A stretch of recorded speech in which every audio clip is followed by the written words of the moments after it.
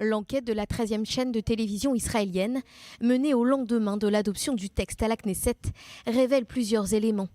Lorsque les Israéliens sont interrogés sur leur avenir en Israël, près d'un tiers des citoyens envisagent de quitter le pays. Il reste tout de même une bonne majorité à vouloir rester en Israël. La même question a été posée aux électeurs du Likoud. Quasiment l'unanimité des militants ne compte pas quitter Israël, contre 3% qui estiment envisager un départ vers l'étranger. Les Israéliens ont aussi été interrogés sur la question sécuritaire.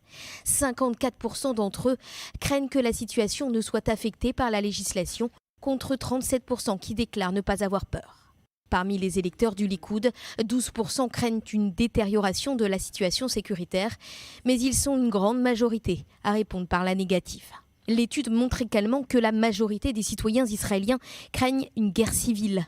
56% contre 35% qui répondent ne pas craindre un embrasement dans les villes du pays.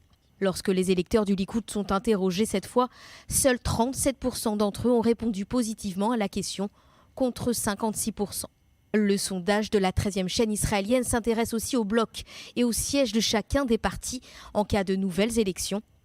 Principale information à retenir, le parti de l'Union pour l'État de Benny Gantz bat un nouveau record avec 30 mandats contre 25 mandats pour le Likoud. Yesh Atid de Yair Lapid est le troisième plus grand parti avec 17 sièges. On retient par ailleurs dans ce sondage que le Meretz, qui n'a pas dépassé le pourcentage de blocage aux dernières élections, obtiendrait cette fois 4 mandats. Le bloc de la coalition dirigé par le Premier ministre Benyamin Netanyahou ne recevrait que 52 mandats, un nombre en baisse par rapport au scrutin précédent.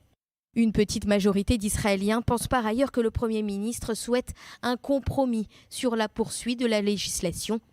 Enfin, à la question est-ce que Yair Lapid et Benny Gantz doivent reprendre les négociations avec le Premier ministre et la coalition, la majorité du public répond par l'affirmative.